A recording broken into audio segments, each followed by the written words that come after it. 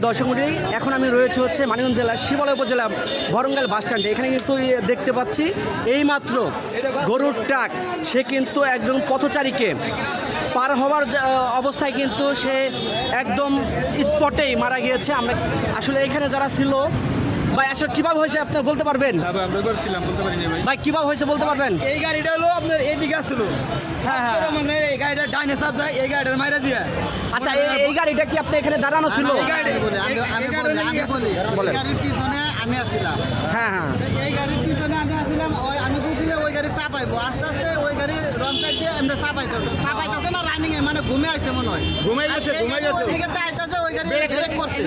যে ঢাকা মেট্রো 22-21-85 যে গাড়িটি আছে, এটা কিন্তু আসলে রং রোডে যাওয়ার সময় সে হয়তো বা ঘুমানো ছিল। এটা হচ্ছে গরুর টাকা। আমরা কিন্তু একটু দেখানোর চেষ্টা করি, যে একটু দেখানোর চেষ্টা করছি। এই গাড়িটাই কিন্তু আসলে যে মৃত ব্যক্তি দেখতে পাচ্ছেন তাকেই কিন্তু অ্যাটাক করেছে। আমরা ইতিমধ্যে দেখানোর চেষ্টা করতেছি। এবং আমি আরেকটি তথ্য জানাচ্ছি যে আমরা অলরেডি হাইওয়ের কাছে ফোন দিয়েছি, তারা আসতেছে।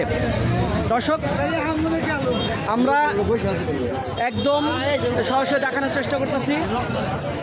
সুপ্রিয় দর্শক, আপনার এই গাড়ির যে ড্রাইভার ছিল এটা হচ্ছে রাইট সাইডে যিনি ছিল, এইটা একটি ঢাকা মেট্রো 15-21-40 এই ট্রাকটি হচ্ছে রানিং রাইট পথেই ছিল, কিন্তু অপোজিট পাশেই যে 22-21-85 গাড়িটি সেটা কিন্তু রং রোডে ঢুকিয়ে দিয়েছে। আসলে কি হয়েছিল একটু বলবেন? ওইটা রং সাইড আইছে, ঘুমায় রং সাইডে আসছে। দর্শক, আমরা কিন্তু ইতিমধ্যে দেখছি এবং হচ্ছে জনমত নিচ্ছে যে আসলে ওই গাড়ির যে ঢাকা মেট্রো 22-21-85 যে গাড়ির ড্রাইভার ছিল সে হয়তো ঘুমন্ত ছিল, যে কারণে হচ্ছে সে রাইট রাস্তা থেকে কিন্তু রং রাস্তায় এসে সে এই পথচারীকে কিন্তু মেরে দিয়েছে। আমরা সরাসরি একটু দেখানোর চেষ্টা করি।